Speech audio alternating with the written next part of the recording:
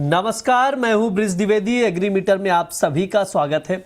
आज के एग्रीमीटर में हम सोयाबीन के बाजार पर चर्चा करेंगे। सोयाबीन पर बातचीत करने के लिए हमारे साथ जुड़ रहे केडिया एडवाइजरी के डायरेक्टर अजय केडिया जी। सर नमस्कार, स्वागत है आपका द बोनस में। बहुत बहुत धन्यवाद ब्रिज, मुझे बुलाने के लिए। सर आज के शो में हम लोग सोयाबीन के मार्केट को समझेंगे, विस्तार से चर्चा करेंगे। सबसे पहले बातचीत कर लेते हैं कि अक्टूबर और अप्रैल के दौरान अगर देखा जाए तो सोयाबीन की आवक में गिरावट देखने को मिल रही है। सर गिरावट की वजह क्या है? सोयाबीन की आवक में गिरावट के क्या कुछ रीजन है? देखिए, सबसे पहले तो आप समझ के चलिए उसमें सेंटिमेंटल इम्पैक्ट बहुत ज्यादा है। जिस ढंग से हमने कच्चे तेल में तेजी आते देखी, उसका सीधा सीधा असर हम माफ कीजिए पाम ऑयल पे आते हुए देखा। पाम ऑयल की तेजी की वजह से भी हमने देखा कि अभी भी मार्केट में जो सेंटिमेंट बना हुआ है वो एडिबल ऑयल कॉम्प्लेक्स के लिए तेजी का ही बना हुआ है। साथ में हम देखते हैं कि क्रॉप साइज ठीक है, एज पर सोपा हमने बढ़ते हुए जरूर देखा है, बट कुल मिलाकर सिचुएशन जो है वो मुझे लगता है कि क्रिटिकल रहने वाली है, क्योंकि जो अब डिमांड निकल कर आ रही है वो कहीं ना कहीं एडिबल ऑयल कॉम्प्लेक्स की जो डिमांड है वो मेंटेन रहनी है। यहाँ पे एक और है कि ब्लैक सी एरिया में जो सप्लाई डिस्टर्बेंस है उसकी वजह से इंटरनेशनल एडिबल प्राइजेस में काफी बड़ी तेजी है, तो वो एक सेंटिमेंटल है। इसलिए अराइवल में करीबन 25% का फॉल अभी तक हमने देखा कंपेरेटिव पिछले साल के मुकाबले। तो ग्लोबल फैक्टर भी है, तेल का फैक्टर भी है, जिसकी वजह से हमने देखा कि अराइवल में भी ड्रॉप दिखा रहा है। सर ये भी बताइएगा कि जिस तरह से हम लोग देख रहे हैं सोयाबीन की आवक में गिरावट, क्या इससे कीमतों को सपोर्ट मिलेगा, यानी कीमतों में तेजी देखने को मिल सकती है? देखिए, इसमें हमको पहले समझना पड़ेगा इसका कारण क्या है। बिकॉज रिसेंटली हमने देखा जो ये तेजी भी बनी हुई है इसके अंदर, तो इसमें एक तो तेल का व्यू हम बोल सकते हैं। जिस ढंग से तेल में हमने एक तेजी बनते हुए देखी है, उसका एक फर्क है। साथ में बिलो नॉर्मल मानसून का जो फोरकास्ट आया है उसमें सोयाबीन की क्रॉप को कहीं ना कहीं इम्पैक्ट डालता हुआ दिखाई देगा।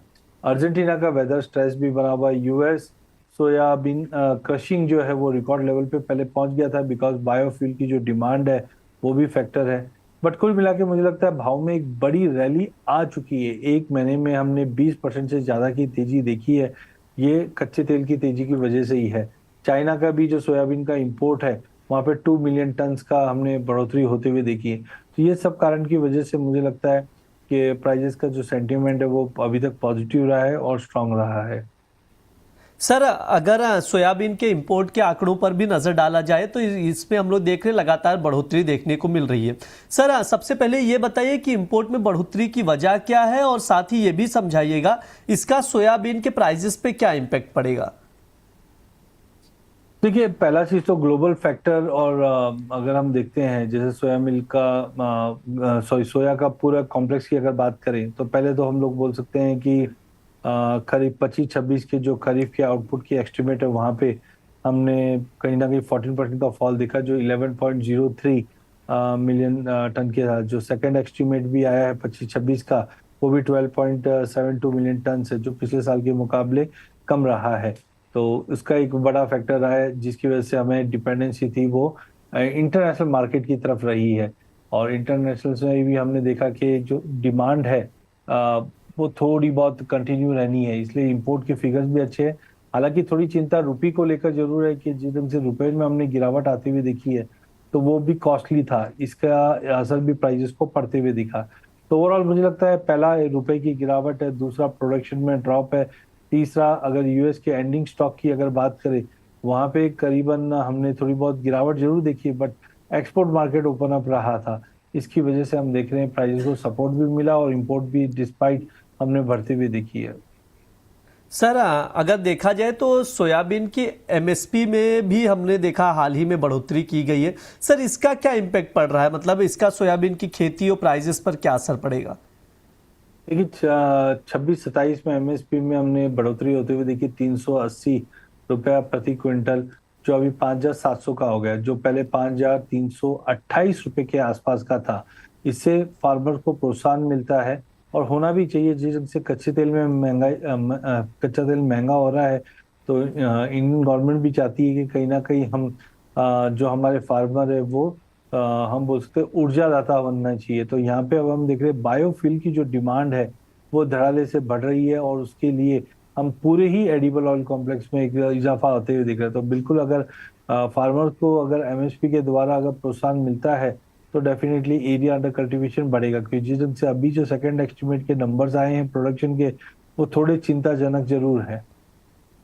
सर ये समझाइए कि घरेलू बाजार में सोयाबीन के स्टॉक की क्या पोजीशन है इस वक्त, और साथ ही मौजूदा समय में घरेलू बाजार में सोयाबीन की डिमांड और सप्लाई कैसी नजर आ रही है? देखिए वैसे ही हमने देखा प्रोडक्शन हमारा ड्रॉप होता हुआ दिख रहा है। ग्लोबल मार्केट में भी यूएस के जो एंडिंग स्टॉक का डेटा है वहां पे भी हम ड्रॉप आते हुए दिख रहे हैं। डोमेस्टिक मार्केट पे भी मुझे लगता है कि जो नंबर्स आ रहे हैं आवक को देखकर वो काफी चिंताजनक है। हालांकि हमारे एक्सपोर्ट जो सोया मिल के वहां पे भी हमने 23% का बड़ा फॉल आते हुए देखा। तो फिगर जो आ रहे हैं बहुत ही ज्यादा अनइवन आता हुआ दिखाई दे रहा।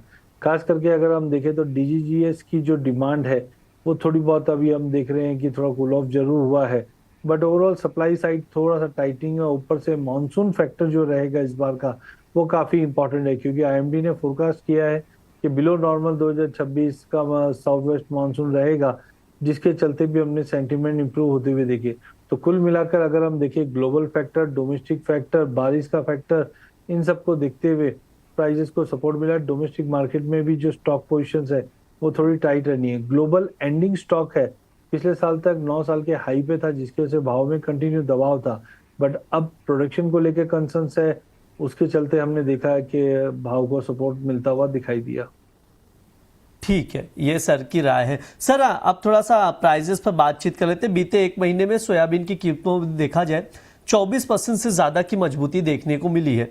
ऐसे में सर शॉर्ट टर्म क्या व्यू है प्राइजेस को लेकर, आउटलुक क्या है? एक चीज और इसमें मैं ऐड करना चाहूंगा, जो सीजनलिटी है। हमने देखा कि पिछले 3 महीनों में जबरदस्त तेजी आई, जहां प्राइजेस फरवरी में 5350 का भाव था, वो अब हम 77 के ऊपर आते हुए स्पाइक करते हुए देखे हैं। लेकिन टेक्निकली अगर हम देखें तो वॉल्टिलिटी अब धीरे धीरे कम होते हुए जाएगी, जिसका मतलब एक टेक्निकल पुलबैक आना चाहिए। आरएसआई भी जो 90 तक पहुंच चुकी थी, जो इससे पहले हमने जनवरी के मंथ में देखा, तब भी हमने एक छोटा पुलबैक आते हुए देखा। साथ में हम देख रहे हैं एमएससीडी ये भी बताता मार्केट सीवियरली ओवरबॉट है। तो इन सबको देखते हुए मुझे लगता है कि प्राइजेस के अंदर थोड़ा एक प्रॉफिट बुकिंग कंटिन्यू रहना चाहिए, जहां पे अनलेस एंड अनटिल प्राइजेस 7700 7800 के बियॉन्ड नहीं जाता है, अगले महीना, 1.5 महीना, 2 महीना थोड़ा सा प्राइजेस में दबाव रहेगा। 2 महीना बोलना बहुत ही जल्दी हो जाएगा, बट मुझे लगता है 6800 से 6650 तक के लेवल हम अगले 1.5-2 महीने के अंदर एक पुल बैक आते हुए देखेंगे। बट ध्यान रखिए ये टेम्पररी पुल बैक रहेगा। लॉन्ग टर्म फंडामेंटल अभी भी मजबूत है, जिस ढंग से ग्लोबल फंडामेंटल अभी भी मिक्स टू पॉजिटिव है। सोयाबीन के जो प्रोडक्शन अपवर्ड होने की उम्मीद है आईजीसी के सवाल, उसके चलते हम अपसाइड थोड़ा सा कैप देख रहे हैं टाइमिंग। तो मार्केट मुझे लगता है कि 6640 6800 से 6640 तक का सपोर्ट लेता हुआ दिखाई दे रहा है। ठीक है, ये सर की राय है ओवरऑल प्राइजेस को लेकर सोयाबीन के। एक आखिरी सवाल रहेगा सर, अगर किसी को वायदा बाजार में किसी एग्री कमोडिटी में पोजीशन बनानी हो तो आपकी तरफ से टॉप एग्री कॉल्स क्या कुछ रहेंगे रिकमेंडेशन में? देखिए पूरे एग्री पैक की अगर बात करें तो मोमेंटम तो बहुत स्ट्रांग है।